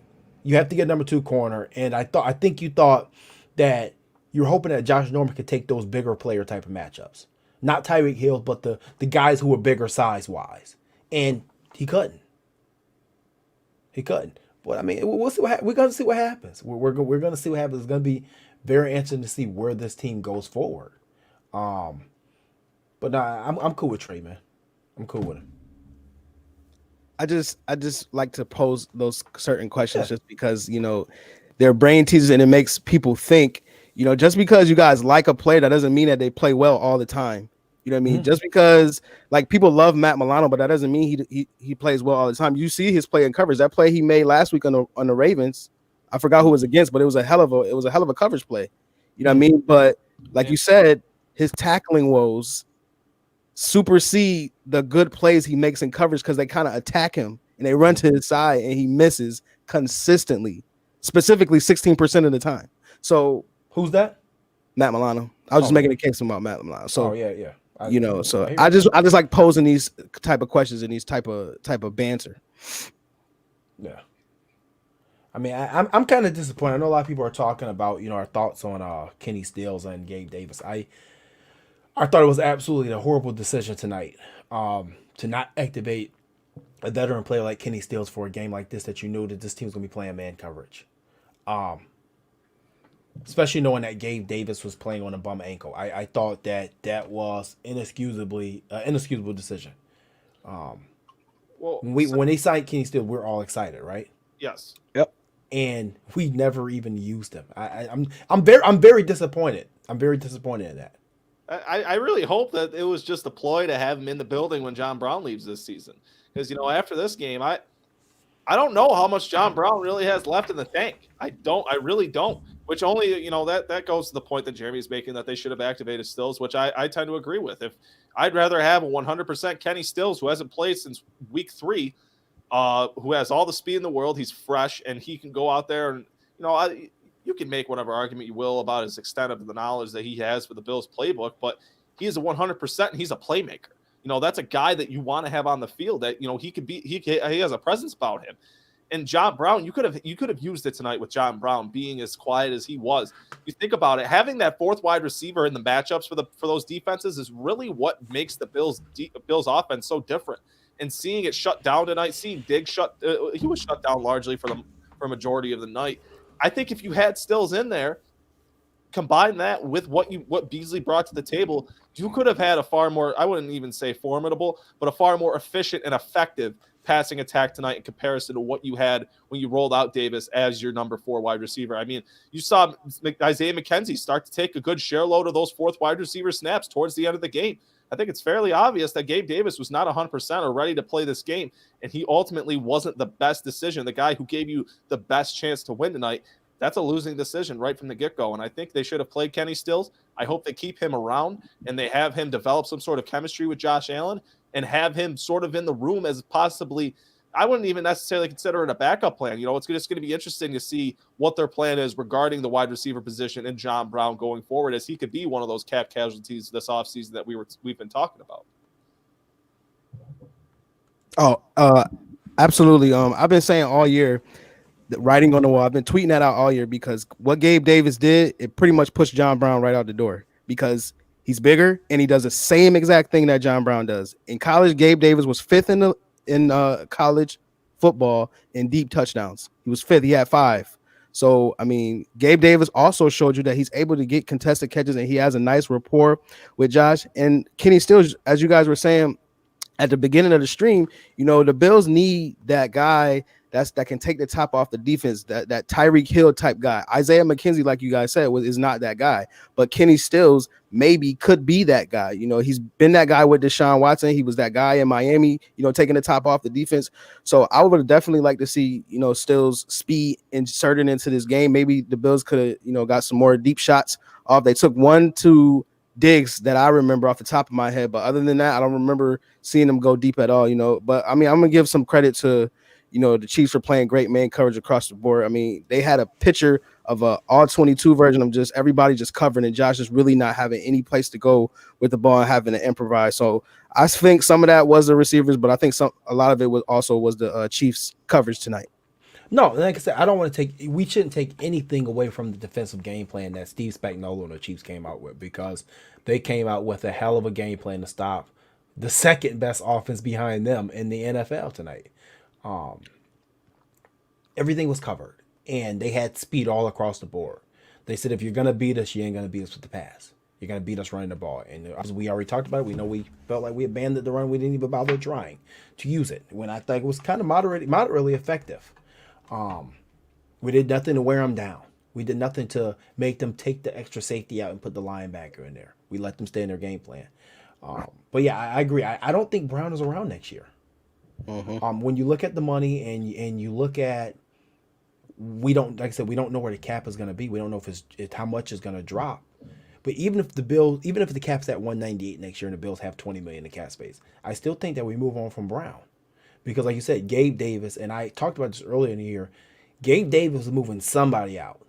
His performance. It was either going to be Beasley or it was going to be Brown. And obviously Beasley is stuck. It has his own niche, and he had a hell of a year, and it's going to be Brown.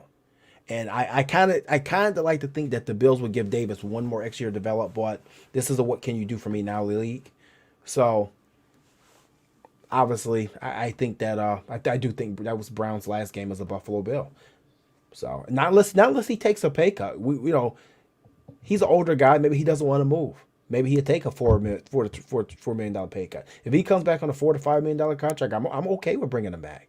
But yeah, as far as to go back to Kenny Stills, I am very disappointed we didn't use him. I'm very disappointed. This is a guy is a veteran. You know, he's a guy that you have to be careful. Even when we played Kenny Stills, it's a guy you always had to account for. But to put 3 banged up receivers out there, just because this is what we've done all year, I'm disappointed in it. And this is something that me and Clay have been talking about the last couple of years with Sean McDermott and his staff, of sticking with your guys. And how long do we stick with our guys? This has been a problem in the past, and I hope that it doesn't reoccur. Boy, I was very disappointed. I was extremely disappointed. Actually, since you brought it up, and earlier we were really talking about what they should do to really improve this team going into next year. I really hope we don't see the Carolina thing sprout up again this year, because it's bad. It's not, bringing in the Carolina guy. It's over. It's over. It has to be over.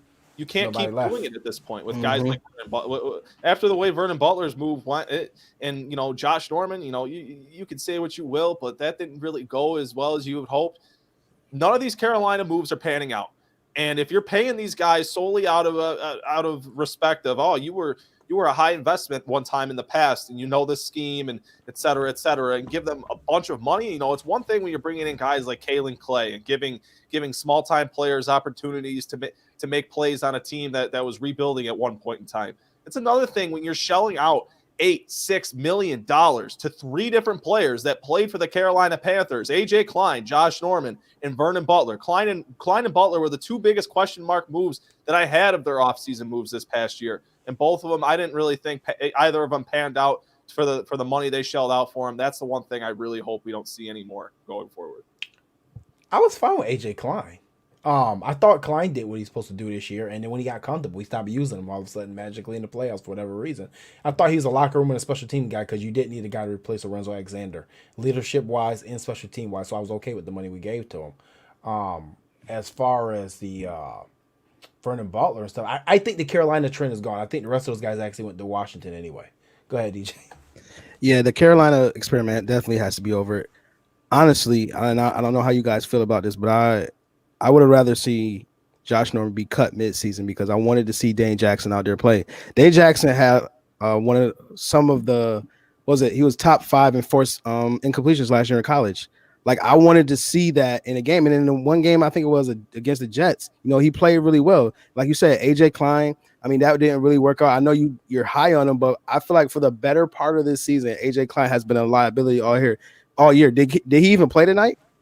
I don't think No, he played but tonight. no, the few times they actually when he did play, he made a couple of tackles.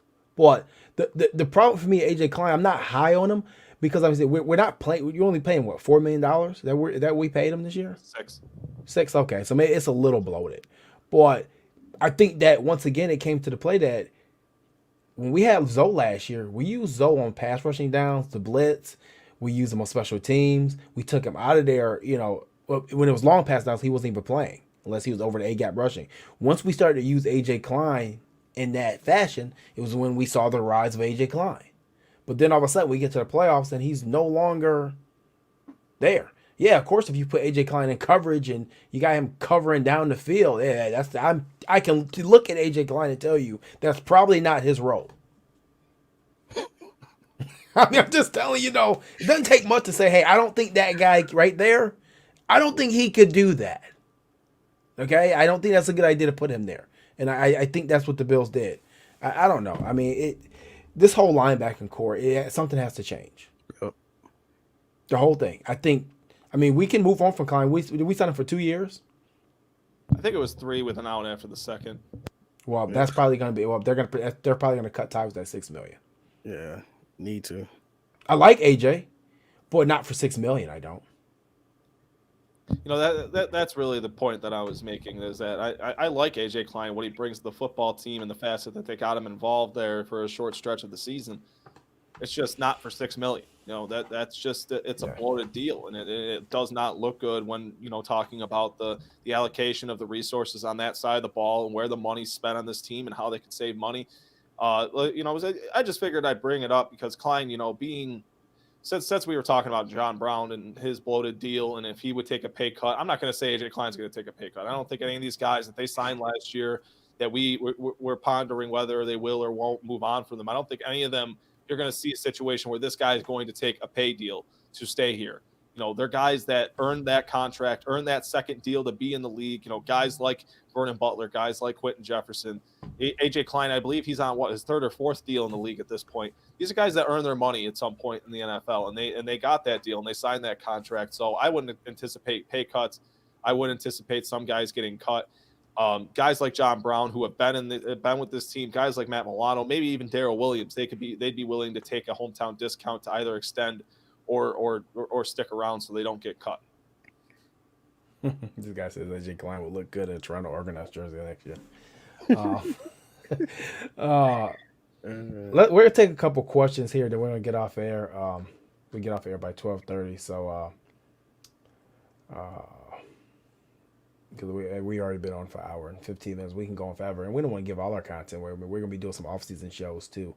We're probably not going to slow down this year like we did last year. We actually took the whole off-season off from almost live shows, but we have so many things going, so many programs on now. We're going to keep going. I'll ask the Ray Cruz question first. The Bills have to seek out a pass rusher at defense, and who though? I believe Clayton, you said J.J. Watt. EJ, who did you say was a good pass rusher that you wanted to get? I'm looking at the available pass rushers right here, right? So the Bills currently run a 4-3, if I'm not mistaken, right? Yeah. Let's just say Leslie Frazier sticks around, right? I was looking down. After this game, he'll be around. Right. So I'm looking and I'm like, who on this list that I like? So I think Clayton brought up Jadeveon Clowney, but Jadeveon Clowney has never been like a pass rusher guy. He's been more of a guy that's stout against the run. But I'm looking down and Yannick Ngakoue is down here too. And his projected contract, if the Bills did try to sign him, will be 4 years, 17 a year. I know that's high, so that'll be 4 years, 40 mil. That's kind of high. But I feel like that's the guy who could make the biggest difference on the Bills defense. We know what he can do. He can put his hand in the dirt. A lot of these guys that's on this list that's available aren't, hand in the dirt rushers. They're 3-4 rushers. So out of this list, I like Yannick Ngakoue a lot. I mean, he did a lot of hopping around this year, and I think with some solid coaching from Leslie Frazier and some type of continuity, I think he can make a real difference on this Bills D-line. Yeah, I'm okay with Yannick. I mean, he had another 8 sacks this year. I mean, and that's between two teams. And And he only started eight, mind you, he only started 8 games. He only played 15 and he only started eight of those. So I mean, that's the guy that can rush the pass rusher. Apex says Melvin Ingram. That's another name that's around. Melvin Ingram's a solid football player. I'm not touching Clowney with it. I ain't touching Clowney at all. Yeah. That dude does not love football. That dude's playing for nothing but money. And if he could take a half a season off a fake injury, he definitely would. For me, it would be Von Miller. That would be the guy that I would bring in. Would be Von Miller. I got a feeling he's going to get cut from Denver. I don't think he has much trade value because of his bloated deal. I mean, I think he's on the books. He's coming off a major injury, and I think he's on the books this year for Denver for I think 22 mil. And if they cut him, they can save 19, something crazy like that. So I think he's going to get cut. So if it's me, it'll be Von Miller on a 1-year deal. That'd be the kind of move. I don't want to cut off your point. That's the kind of put over the edge move that Super Bowl contesting teams make. If you asked me right now that if I would take this Bills defense with a Matt Milano replacement hypothetically plus a Von Miller, I would take it 110%. You would have to move on for some of those guys, but they're replacement level players. You can replace those kind of players with draft picks or 1-year, 2-year deal guys from free agency as well. But if you add a guy like Von Miller to this defense, a guy who can play standing up, who can play with his hand in the dirt, a guy who's capable of doing both, and we've seen from this defense that they like to show both looks with their edge rushers. I think that's the ultimate tool to this defense. That's the ultimate compliment to Jerry Hughes. That's the ultimate pass rusher that you're going to add that's going to help guys like Ed Oliver and Justin Zimmer along the interior. That's the guy that would put this Bills defense over the edge, in my opinion. Right. If you guys got a couple questions, go ahead and put them in the chat. We got a couple more minutes left, and we'll get to them. Kenny Riggleman asks us, as I think on the same topic, why not use Epinesa or Johnson more? They both look good when they got a chance. I think we touched on Epinesa earlier. I mean, we just kind of see what type of player he's going to be. I mean, he spent about half the season getting his body in shape to the way that the Bills preferred. And Daryl Johnson, this is a guy who I thought with more reps will look better. He didn't take that step forward this year. Mm-hmm. I thought from Daryl Johnson.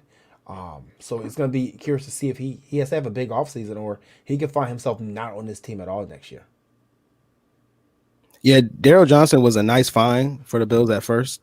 But like you said, he did not take, that necessary step forward, especially if you're going to cut a guy like Trent Murphy, who's an established veteran.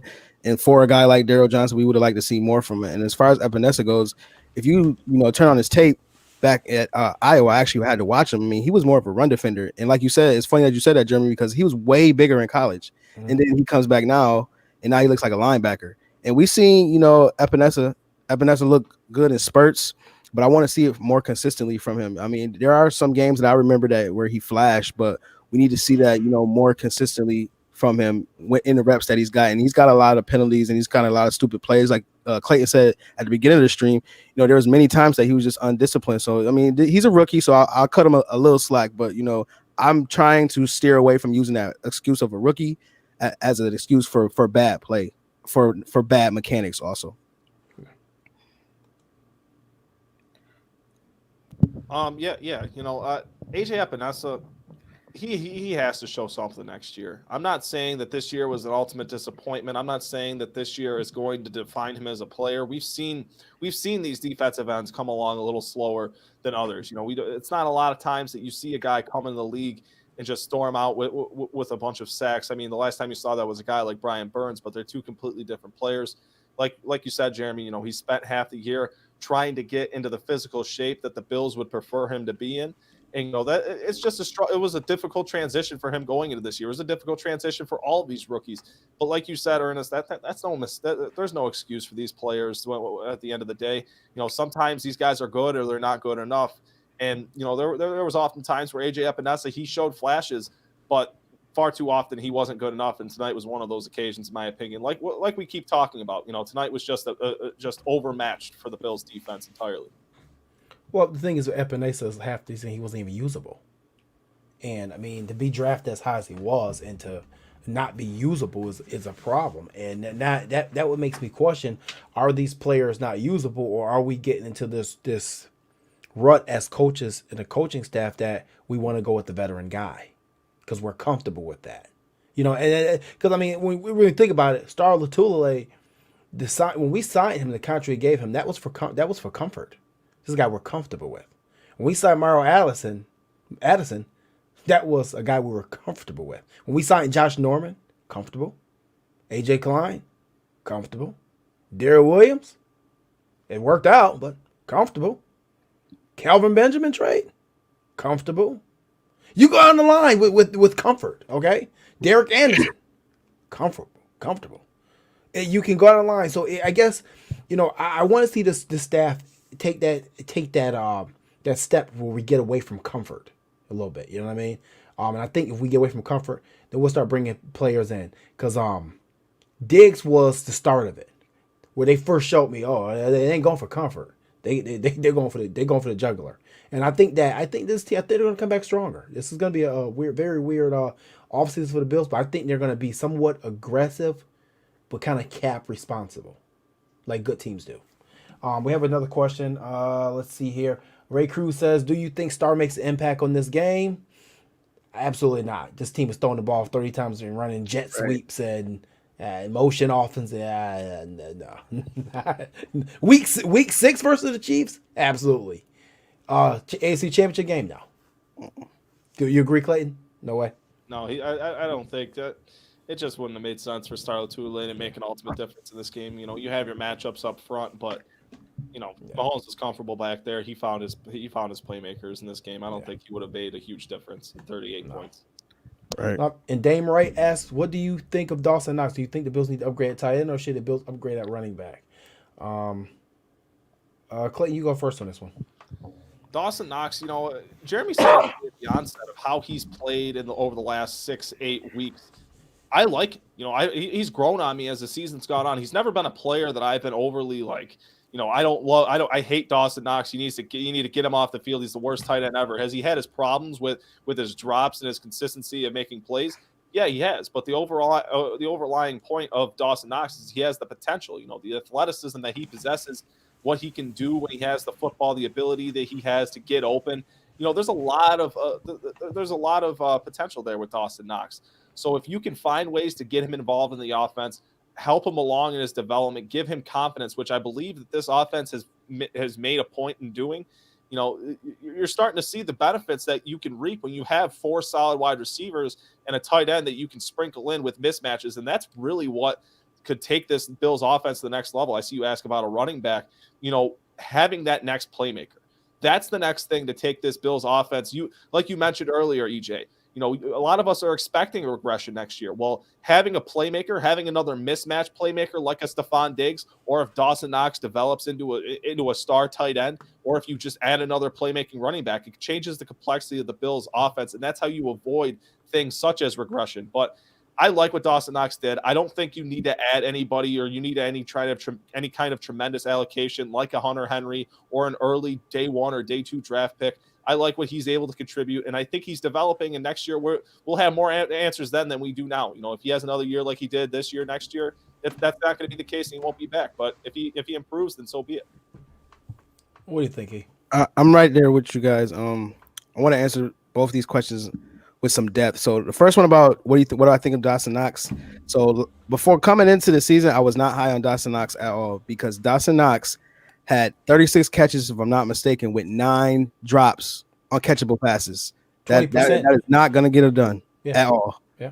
And so coming into the season, I was like, I like Tyler Kroft. I like what Tyler Kroft was doing until I think he got on the COVID list and just kind of like never got off. But I liked Tyler Kroft. But as Jeremy mentioned before, these last couple of weeks, Dawson Knox has really shown me like he has the potential to be not like go George Kittle or Gronk, but he can be a serviceable tight end that can make some plays in the passing game for him. He has that yak ability, which is very valuable.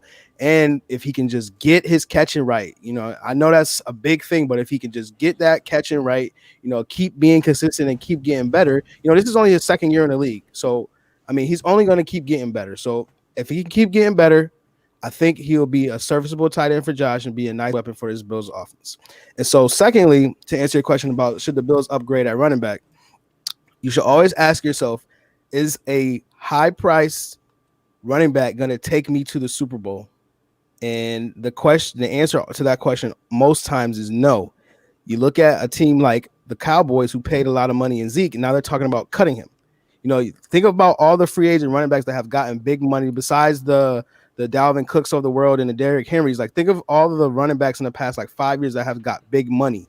It has not panned out for that team because running backs have a short shelf life, and running backs long term really don't amount to many success, which the Bills have shown you that they can still win with running backs like Devin Singletary and Zach Moss, who are 1 to 2 year players. You know, you can still get it done.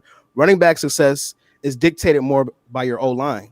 So should the Bills upgrade in O-line? Yes. And you will see, you know, better running back play because we are hoping that Dable will decide to run the ball more and make more of a commitment. Like Jeremy keeps saying, make more of a commitment to the run. So should the Bills upgrade at running back? No, they should not, because they have 2 good young running backs. And actually, if you want to go a little bit deeper, Devin Singletary averaged 4.3 yards to carry this year. Zach Moss averaged 4.6. That says something in itself. And if you want to talk about running backs, look at the Chiefs. Okay, this is the year they took Hilaire, but last year they won the Super Bowl and they did with a committee. Whoever was hot hand got it. San Francisco ran by committee. San Francisco had one running back on the books for probably solid money. And that was Jarrett McKinnon. He didn't play one down and he was out. But they ran with Mostert. They ran with Breida. They ran with Jeff Wilson this year. They ran with there's one more, Tevin Coleman, who was on a $5 million deal. So, no, you can run whatever. Look at Washington this year. Antonio Gibson. Le'Veon Bell hasn't worked out yet, and he was inactive tonight. So that's just going to show you how easy it is to find running backs in this league. So I don't think we need to upgrade that position. I don't think we need to upgrade at tight end. I think we need, not over Dawson Knox, I think we need to upgrade at the second tight end spot. And what I mean by that is, I don't mind if Dawson Knox going to play split snaps during a game. I think he's headed on a career path like as a Vance McDonald, where Vance came in kind of raw, like him, higher pick, took him time to get acclimated to NFL. He got better as the years got going. But this is a Dawson Knox guy who we said earlier in the show did not have a lot of reps in college, didn't have a lot of reps in the NFL yet. Not a lot of production there. He came into college as a quarterback as well at Ole Miss. So I think you just got to give some time. But I do think you need to get a second tight end and go with him, whether that's a David Njoku, whether that's possibly a O.J. Howard this offseason trading for. Maybe. But the one name I would go after, and I've been clamoring for 2 years, I'm going to be hard-pressed to believe that the Buccaneers are going to keep Rob Gronkowski on their books this year for a $9 to $10 million salary. That is not going to happen. And you're right. And Rob had solid production. He got better as the years got on, right? He got, as the year went on, Rob Gronkowski looked a lot better. Now, obviously, he's not the same Rob Gronkowski was, but he's still from Buffalo in the area. Why not? You guys, somebody in chat said they want Super Bowl players. You want Super Bowl guys? Why not bring Rob Gronkowski in and let him split time? Because he's already said that Tom Brady's his quarterback. That is exact quote from him. Yeah, and guess what? Watching Josh Allen play this year and getting back on the field and taking a few hits and playing, I don't think he have a problem with coming home. And I've been saying this forever. Clayton has been on this show with me for through 2 years now of me saying that Rob Gronkowski will be willing to come back to Buffalo and play at home. We said that. I think it was one of the first conversations we had because he was just about to retire, and it was like, oh, he would never come back and play. He would never do it. And then a year later, he's with the Bucs. But if Rob Gronkowski went to the Buffalo Bills, wow, I'd have to get the jersey. I'd have to. Right. I'd have to. Right. That ain't realistic for me. I like your Gerald Everett take better than that one. I don't see how it's not realistic though, because the more pro players that I talk to and I'm around, they always say the same thing. No matter whether it was Zoe, no matter it was Stevie, no matter whether it was Donald Jones, they all say the same thing. Players want to play at least 1 year at home. And all those players I mentioned played at least 1 or 2 years at home. And normally it comes at the tail end. Okay, I went to high school with Corey Graham. I played ball with Corey Graham. Corey Graham left a meeting with the Washington Redskins to come back in South Buffalo. Why? Because he's playing at home. Mike Williams was a stat to come to Buffalo from Tampa Bay. Why? Because he's playing at home. There's no difference. And yeah, I know what Rob Gronkowski said. Yeah, Tom Brady's my quarterback. He's back in football now. He was having fun this year. That doesn't mean if the Bucks cut him, he's just quitting, going back to WWE. He may want to play still. And why not Buffalo? It's very realistic. It's extremely realistic. And this is not a guy you're gonna have to pay $15 million to or draft the Kyle Pitts in the top half of the first round. It makes a lot of sense. Plus, you want to run the football? Rob Gronkowski can still block. You want a mentor for Dawson Knox? There you go. You want to see somebody work ethic? Go work out with them Gronkowski brothers out there. They'll show you how to work out. They'll show you how to get fit. They'll show you how to get in shape. It's the perfect fit. And why did Rob Gronkowski say he always had his best games in Buffalo? Because they passed on him, which means he wanted to be here. And a part of his heart still wants to be here. I'm sorry. I'm not gonna lie. All of the reasons that you just named, they're very good reasons. I will not lie. It's a very presentable case. But what I will say is that Gronk is getting ready to play for a Super Bowl, and the Bills aren't quite there yet. And they're one game away from it. Right. I'm putting respect on their name. I was just about to say they're one game away, but I don't think that's enough to pry him away from playing in nice weather Tampa with the greatest quarterback in football. The only quarterback he's ever known. I don't think that's enough to tear him away. I understand your points are very valid, but I just don't think that's enough. I didn't say pride though. I didn't say pride. I said I find it hard pressed that Tampa Bay is going to keep a Rob Gronkowski with $11 million salary on the books past this season. I didn't say that he was going to pry. I'm not saying that they're calling him and say, hey, Rob, we want you to come to Buffalo instead of going back with Tom. That's not what I'm saying. I'm saying I think this guy is going to play more football after this year. I don't think he's going back to WWE right now. I think he has 2 or 3 more years back left in football. So if there's a guy that I would try to go pick up, if it's not David Njoku, who's a free agent, because I got to feel like Tampa Bay is going to go for O.J. Howard. That's what I'm saying. And for a guy saying that he didn't even beat up Cameron Brate, they run a lot of 2 tight end sets. He did beat out Cameron Brate. He beat out O.J. Howard too for the starting spot. And he had right, and he had 683 yards this year. Gronk is, I'm not going to say he's back. He's not the best tight end in football anymore. That's not what he is. But he is a formidable I'm not going to say number 2. He's a formidable option at the position. Correct. He's not a number 1. He's not a number 2. But if you brought him in there and you were running tight end by committee with Dawson Knox and Rob Gronkowski, you could run your 2 tight end sets, and then that opens up another chapter of your playbook. And that's really what the intrigue for me comes down to. Because like Jeremy said, you can pass with Rob Gronkowski, you can run the ball with Rob Gronkowski. He's one of the best run blocking tight ends in the league. See you, Lee Smith. There's $4 or $5, $6 million more on your salary cap you can save. So all in all, I mean, I don't think it'll happen. But if it happens, oh my goodness. Buffalo, don't even try hating on it in the comments. Don't try saying, screw Rob. He was with the pay. Don't even try none of that garbage. You would love it just as much. You would love it more than anything you've seen in a long time. Rob Gronkowski in a Bills uniform with that personality. That'd be amazing. Oh yeah. Apex always has knowledge. Apex always has knowledge. Everywhere. I'm just saying. Like I say, I'm not saying it's a high probability, but I'm just looking at the salary cap and a possible salary cap drop. And if it is, he would probably be one of the first people out of Tampa Bay because of the money. That's the reason I'm saying. Especially if they win the Super Bowl, they probably gonna blow it up like the Florida Marlins did back in the days when they won the World Series. And they were like $30 million over the cap, over the payroll. It's just an option. I'm just giving it out there because when you talk about tight ends, we have to bring Lee Smith in the run block. We have to activate Tyler Crawford when we need pass catching. You know, how about we just get one, just one that can kind of do a little bit of both, and you don't have to take him out the game. That's all. That's what I'm saying. But I think it's pretty much concluded tonight, guys. I mean, you know, it was a tough way to end the season tonight. Definitely not the way that any of us envisioned or we wanted to see. We knew it would be a tall task. Taking out the Kansas City Chiefs. They're defending Super Bowl champions for a reason. And as hot as we were, and as good as this season, and as good as season we've been, they are who they are. Andy Reid is a great coach. Steve Spagnuolo is a former head coach. Eric Bieniemy should be a head coach. I hope he gets that Texan job. Nothing to do against Leslie Frazier, but he deserves it. He deserves that opportunity. Patrick Mahomes is getting paid $500 million for a reason. Travis Kelce is one of the best in the game, and Tyreek Hill was fast as all hell. We lost, but this is part of the process, right? My benchmark this year was AFC Championship game versus Kansas City. That was my personal benchmark. Now, going forward, Super Bowl bust. Final thoughts, EJ? Yeah, absolutely.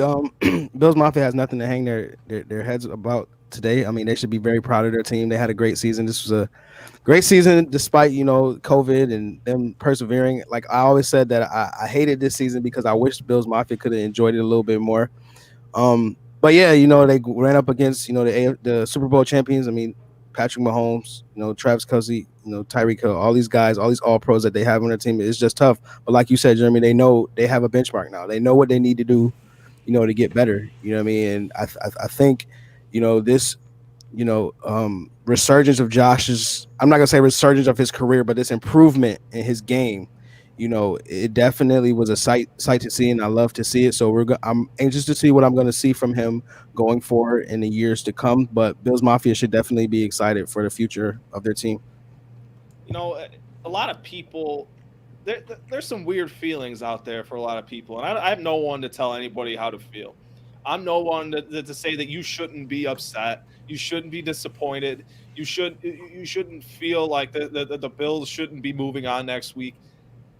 Point is, you should definitely be optimistic going forward. I feel, it's been a long time since the Bills have been able to not only have the success that they had this season, but have the promise going forward. This isn't just lightning in a bottle, and I don't think anybody on this panel or on your screen right now feels like it is.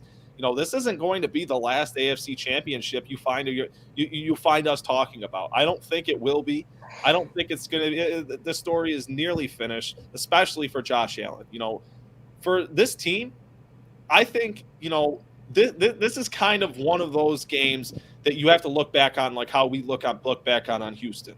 This is a game that sometimes these things need to happen for a football team to learn and take those bumps and bruises mentally, physically, if you will, going through their NFL careers, learning the ups and downs of the NFL. Patrick Mahomes had to lose an AFC championship before he won a Super Bowl. The next year he went out there and did just that. So I'm not going to say I'm not worried, but be optimistic, be excited for what's going forward. And you already know you need to stay plugged into the Colfort Report and us covering every move that this team makes in the offseason. We're always right on top of. I want to shout out all the people that work behind the scenes that people don't really see: Leroy Mud Dog Winslow, Mike Beck, Jeremy Kahlo, John Sparaco, who does a lot of writing for the webpage. A lot of work goes into the Colfort Report to bring you what you see on a weekly basis, as well as the content that goes on our various accounts. But none of it's possible without the Bills Mafia. And you guys are some of the most incredible people to make content for. And we couldn't be making stuff for a better group of fans in the NFL. We're always grateful for you guys. This page continues to grow every single year. Seeing how it's grown over 2 complete seasons now, it's almost it's staggering. I can't comprehend it some days. But just stay plugged in. We'll always have the coverage for you. We'll always have analysis. We'll always have predictions and what have you. And always fun chit chats, just like tonight. Giving you our thoughts on this post game, and we'll be breaking down the offseason as it goes on. So be sure to stay plugged in. Definitely. I guess my final thoughts on the season is, this is one of the toughest years for a lot of us as football fans, as Americans, not even just Americans, in the world in general. With the pandemic, obviously COVID-19 running wild around the country. Just the things that have happened across this country. And for our little community, as I like to call a little community here in Bills Mafia, the Bills gave us something to deflect us from a lot of the things that was going on, a lot of the bad things that was happening, a lot of the divide and separation that was going on in this country. The Bills were one thing that brought us all together during this entire process, and that's special. It's special that no matter how bad things are going or how bad things are going on around us, that we can still come together around this team. We've done some amazing things. We've We've donated to hospital workers. We've donated to, I mean, look at how much money we raised for Patricia Allen. Look how much money we raised for Lamar Jackson.